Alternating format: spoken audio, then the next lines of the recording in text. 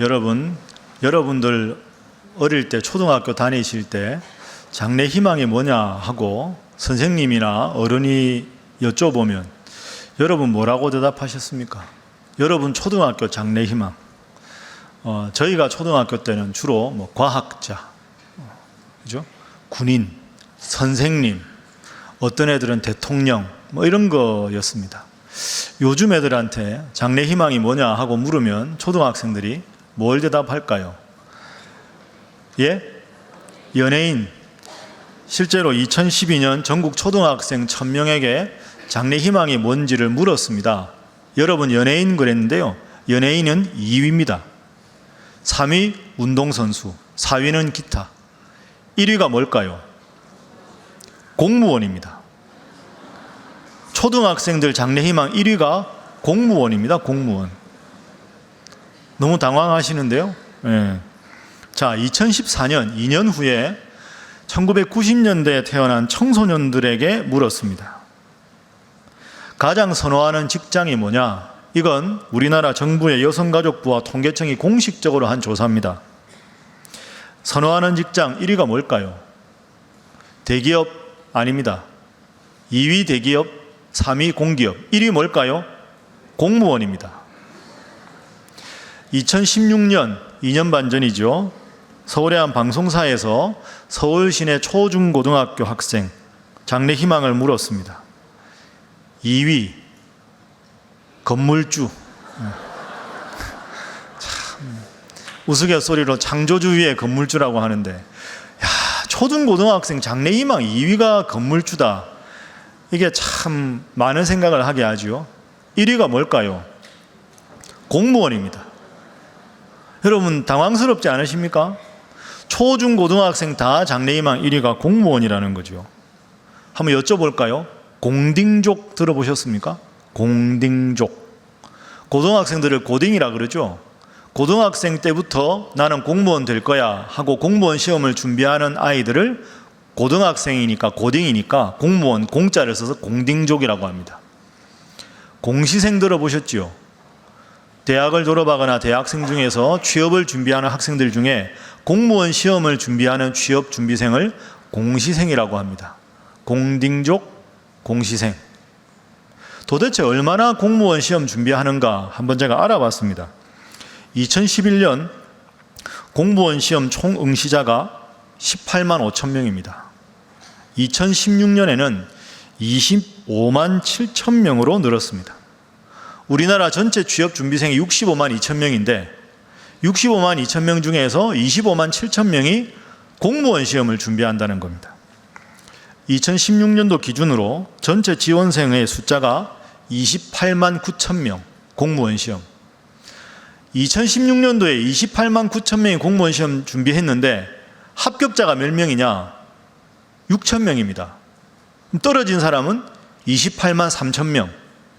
28만 3천 명한테 물었습니다. 앞으로 뭐 할 거냐? 공무원 시험 재수하겠다가 압도적으로 많습니다. 퍼센트로 따지면 공무원 시험 100명이 지원하면 2명 합격하고 98명이 떨어지는 거죠. 자, 여러분, 우리나라 취업준비생의 40%가 공무원 시험을 준비합니다. 여러분 여기 계신 어르신들 중에 여러분들이 젊었을 때 공무원을 준비한다. 이건 어느 정도 이해가 되는데 지금 21세기고 요즘에 얼마나 다양한 직업이 많고 아이들이 얼마나 개성이 다양합니까? 그런데 다소 전통적으로 보이는 공무원이 되겠다는 것이 장래희망 힐이다. 이걸 우리가 과연 어떻게 해석을 해야 할까요? 실제로 공무원 시험을 준비하는 학생들한테 인터뷰를 해보면 공시생들한테 왜 공무원 시험을 준비하느냐 물었습니다. 대기업에 가봐야 야근 많고 힘들다는 거죠. 여러분 아시죠? 요즘의 젊은 세대를 워라밸 세대라고 합니다. 일하는 거 워크 앤 라이프 밸런스.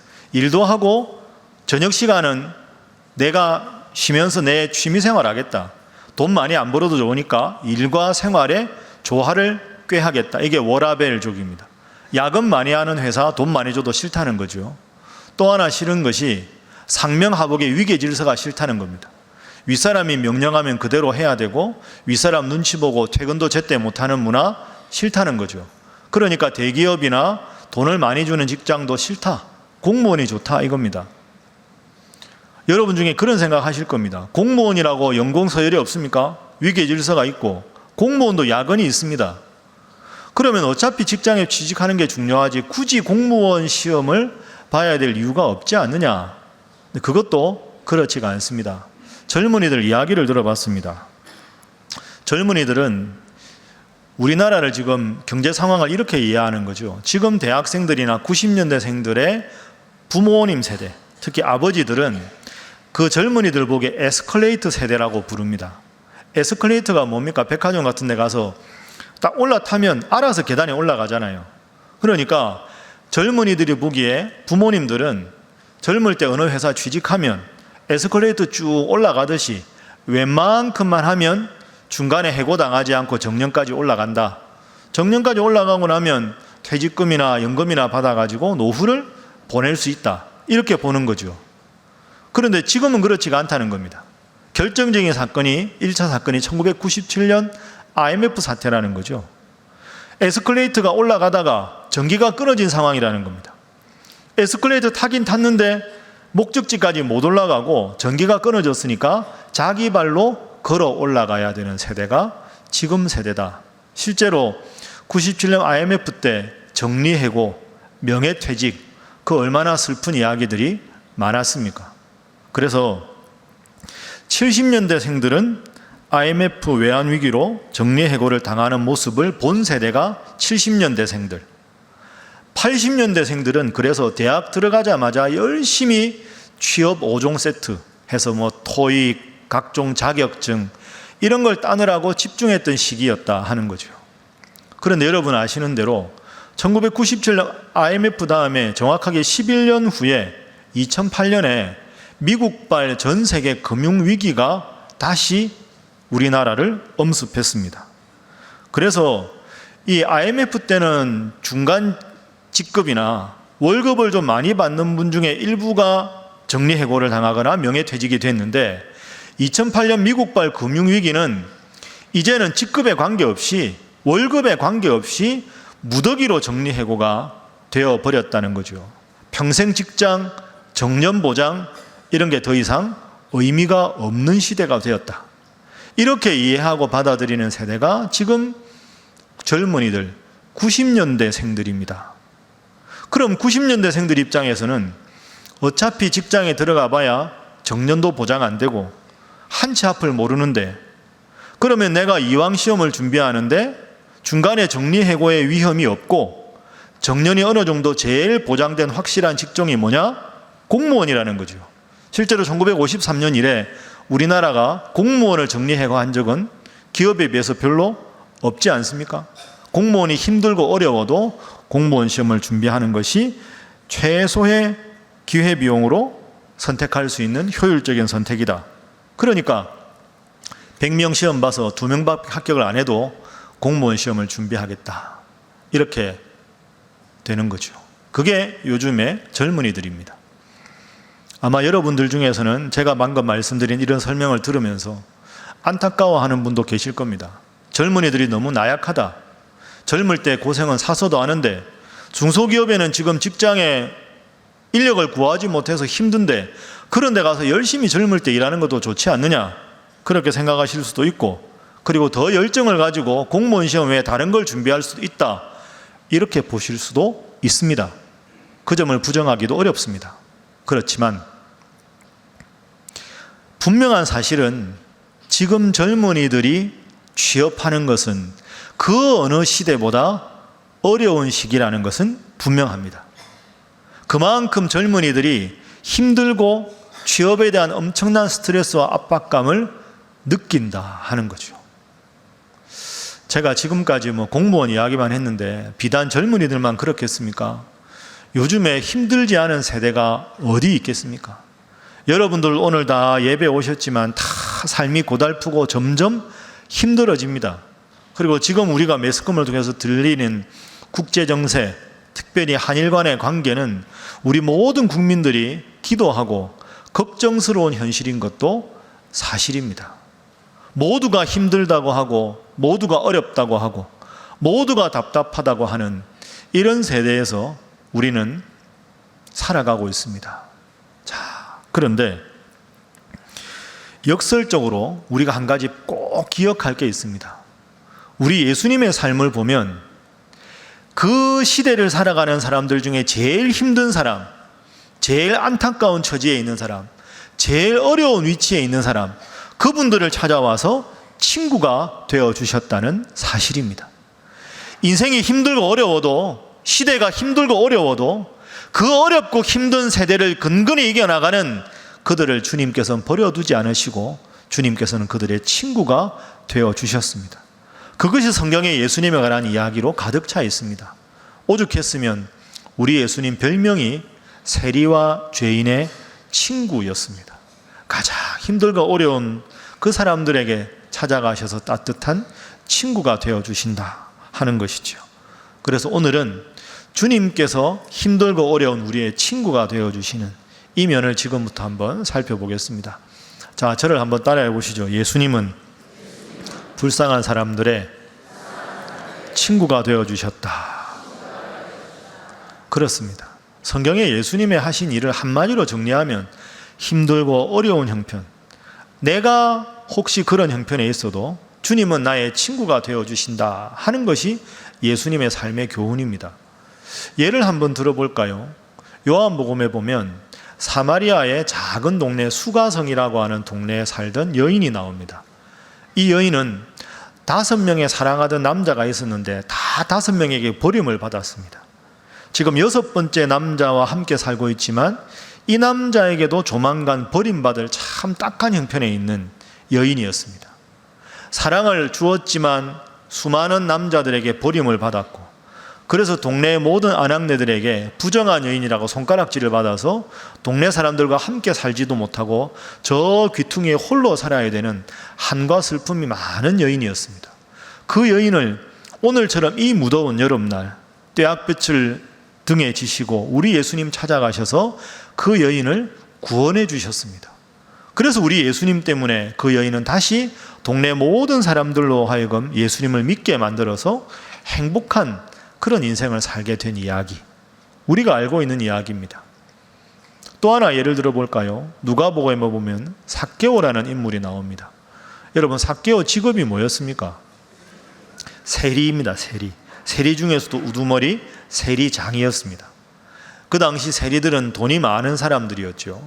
그 동네 형편을, 경제 상황을 제일 잘 아는 사람들이 세리가 되어서 세금을 많이 뺏어서 로마의 관리들에게 뒷돈을 주고 자기도 일부를 갖고 그리고 로마에다가 바칩니다. 그러니까 같은 동족이지만 로마 사람들의 빌붙어서 이 유대인들을 착취하는 동족의 가장 대표적인 원수가 세리였습니다. 그러니까 삭개오는 여리고라고 하는 큰 마을에 세리 중에 우두머리 세리장이었기 때문에 돈이 많았습니다. 돈은 많았지만 친구가 없었습니다. 늘 외롭고 허전했지요. 그에게 예수님께서 찾아와 주셔서 오늘 밤 너의 집에 하루 묵고 가겠다 하고는 예수님께서는 삭개오의 친구가 되어 주셨습니다. 이렇듯이 힘들고 어렵고 마음을 나눌 친구가 없고 답답한 상황에 있는 사람에게 어김없이 예수님은 찾아가서 위로하시고 친구가 되어 주신 거죠. 오늘 본문에도 정말로 수가성 여인보다 삭개오보다 더 안타깝고 힘든 상황에 있는 한 여인을 예수님께서 찾아가셔서 그 여인에게 평안의 인사를 나누시는 장면이 소개가 됩니다. 자, 오늘 읽은 본문 말씀 9절 우리 화면 보면서 함께 읽어보겠습니다. 자, 시작. 안식 후 첫날 이른 아침에 살아나신 후 전에 7 귀신을 쫓아내어 주신 막달라 마리아에게 먼저 보이시니. 아멘. 오늘 본문에 소개되는 여인이 누굽니까? 막달라 마리아입니다.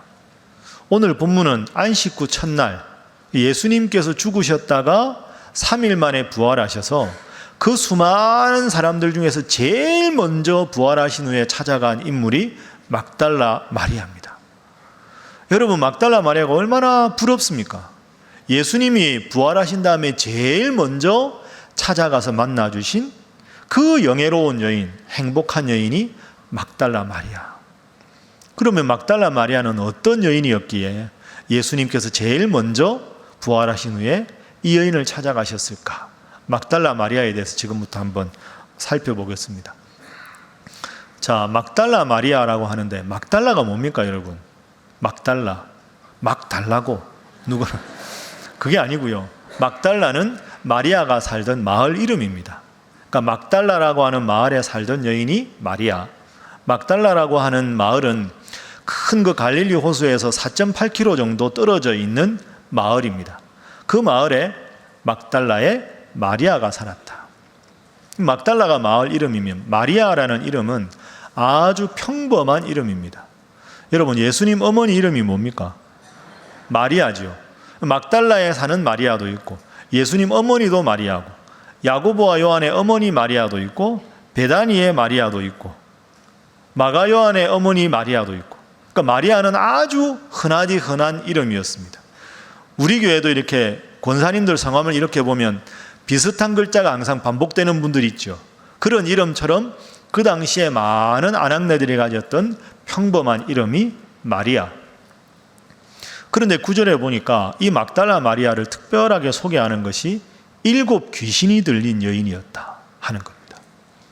귀신이 들렸다 하는 것은 겉으로 보기에는 정신병자 같은데 정신적인 원인이 아니라 영적인 원인이 있는 거죠.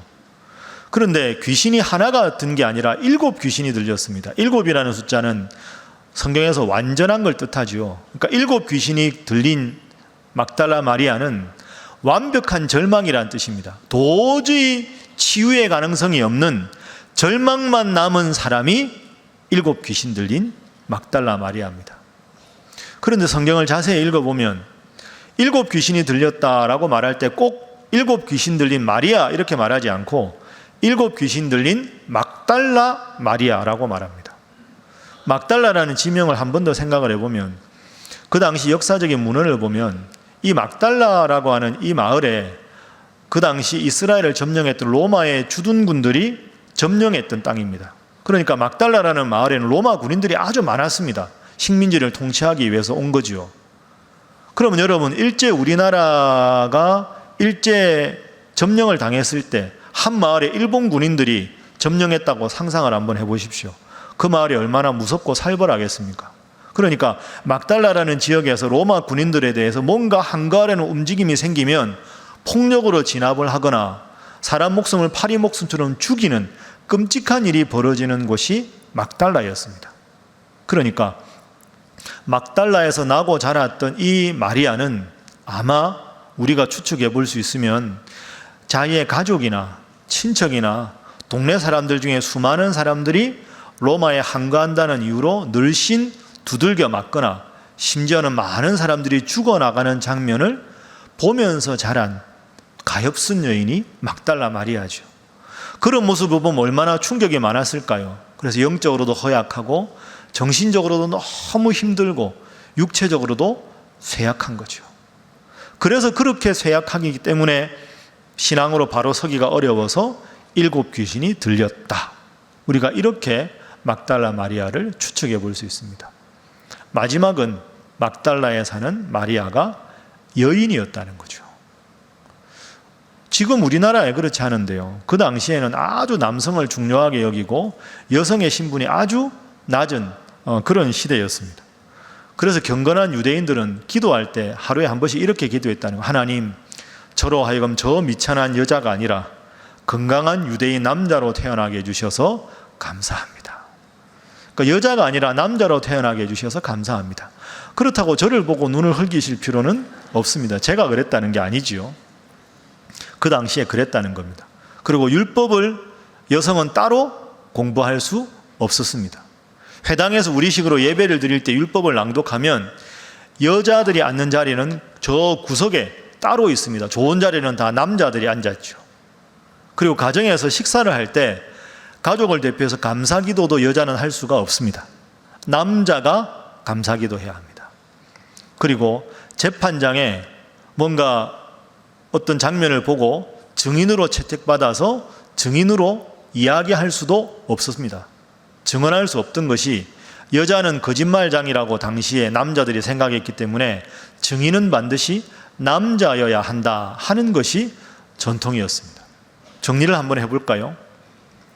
막달라라고 하는 로마 군인들이 점령한 마을에 살던 흔하디 흔한 신분이 높지 않은 평범한 사람, 그런데 7 귀신이 들려서 모두가 손가락질하는 사람, 그리고 남자가 아니라 여자. 그러니까 이 세상에 안타까운 모든 상황을 다 지고 간 사람이 막달라 마리아였습니다.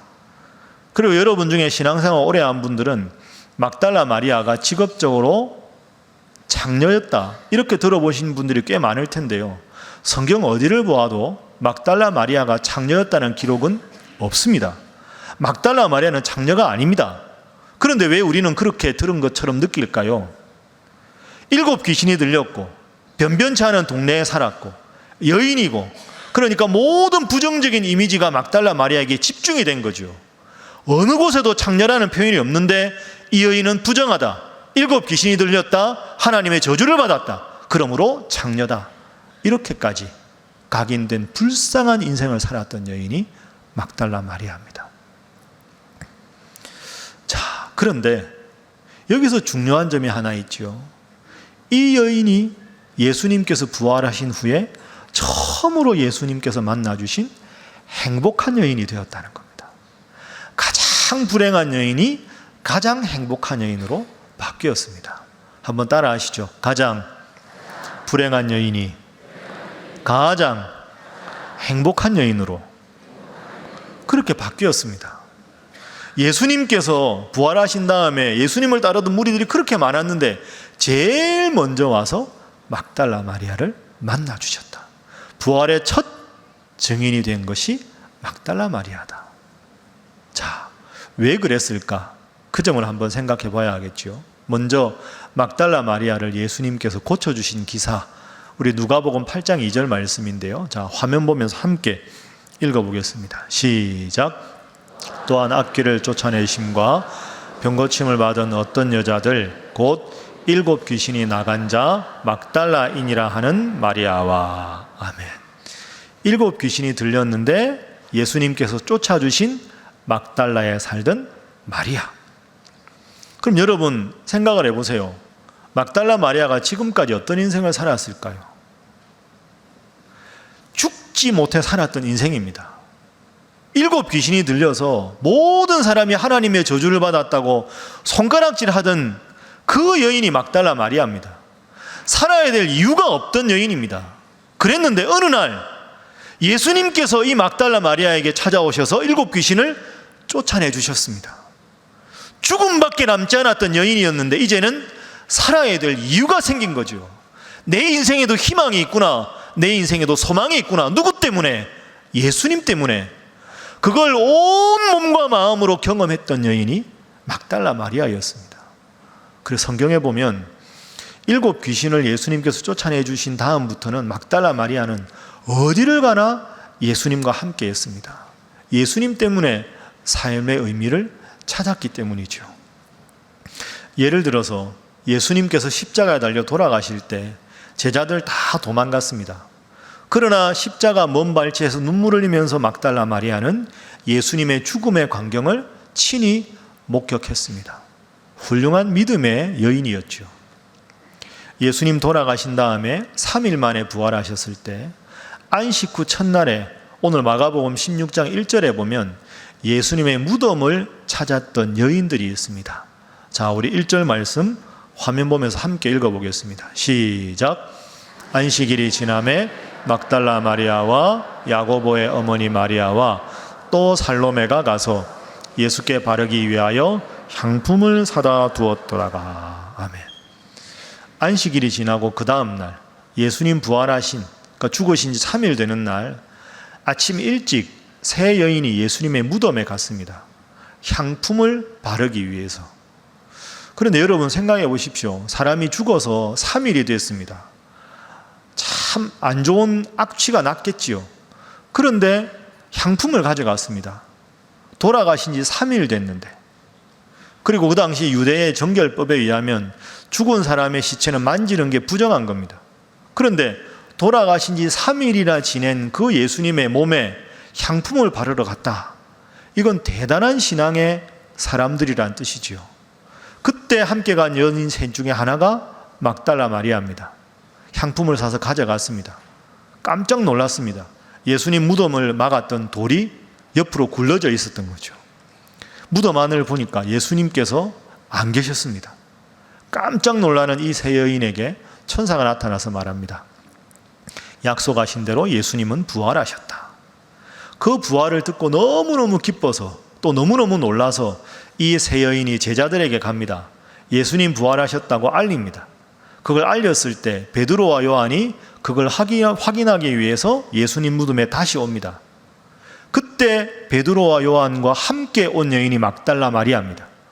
자, 세 여인이 예수님 무덤을 보고 빈 무덤인지 확인하고 제자들에게 간 건 같이 갔지만 이 두 다른 여인들은 그냥 집으로 돌아갔고 베드로와 요한과 더불어 다시 예수님의 빈 무덤에 온 여인이 누굽니까? 막달라 마리아입니다. 그리고 베드로와 요한은 그 빈 무덤을 확인하고 다시 돌아가는데 그 빈 무덤 앞에서 예수님이 부활하셔서 어디 계실까 하면서 우두커니 끝까지 빈 무덤을 지킨 유일한 한 사람이 막달라 마리아였습니다. 그랬을 때 그 막달라 마리아를 예수님께서 부활하신 후에 처음으로 오셔서 만나 주신 것이죠. 그게 바로 오늘 본문의 9절 말씀이 되는 겁니다. 실제로 예수님께서 부활하신 다음에 사람들에게 나타나신 것이 성경 전체를 읽어보면 10번 정도가 됩니다. 그런데 그 중에 최초로 쓰여진 마가복음에서 첫 번째 부활의 증인이 마리아다. 참 마리아는 행복한 여인입니다. 그럼 이제 마지막으로 우리가 이 질문을 한번 생각해 보겠습니다. 왜 예수님은 막달라 마리아에게 처음으로 나타나셨을까요? 예수님의 가족들도 있을 것이고 제자들도 있을 것이고 예수님의 따르던 무리들 중에서 꼭 만나고 싶은 분들이 분명히 있으셨을 텐데 왜 막달라 마리아에게 맨 처음에 나타나셨을까요? 막달라 마리아는 예수님 만나서 온전해지기 전까지 늘 이렇게 생각하고 살았을 겁니다. 나는 저주받은 사람이다. 나는 흉악한 귀신이 7이나 내 속에 살아가 있고 자라면서 막달라에서 본 그 끔찍한 장면은 지금도 상상만 해도 몸서리 쳐지고 모든 사람들은 나를 부정한 여자라고 정신병자라 취급하고 나는 정말로 저주받은 인생이다. 나는 살아야 될 이유가 없다. 내 앞에는 오직 죽음만 있을 뿐이다. 그렇게 생각을 했는데 예수님께서 그를 낫게 해주시고 온전하게 해주신 거죠. 그래서 막달라 마리아는 그 사건 이후에 예수님이 어디에 계시는지 예수님이 어떤 위험에 있더라도 나는 항상 예수님 곁에서 예수님의 여제자가 되겠다. 그 마음으로 살아간 겁니다. 왜? 죽을 수밖에 없는 불행한 자신의 운명을 바꾸어 주셔서 행복한 여인으로 예수님을 주인으로 모시고 살아가는 기쁨을 자기에게 허락해 주셨기 때문에 내가 살아야 될 앞으로도 희망을 품고 살 수 있는 그 이유를 주신 분이 예수님이시기 때문입니다. 그렇습니다. 여러분, 막달라 마리아는 살아야 될 이유가 없는 불행한 여인이었는데 가장 행복하게 주님 때문에 기뻐하고 행복하는 인생으로 바뀌었습니다. 자신의 지나온 삶을 돌아보고 또 앞으로 살아갈 인생을 돌아볼 때 예수님, 그분이 자신의 인생을 송두리째 바꾸어 놓으신 분이죠. 그래서 막달라 마리아는 예수님께 노래를 합니다. 지금 잠시 노래를 한번 들어볼 텐데요. 뮤지컬에서 막달라 마리아가 당신이었군요 하고 예수님을 기억하며 부르는 노래입니다. 잠시 한번 들어보시죠. 여러분, 그렇습니다.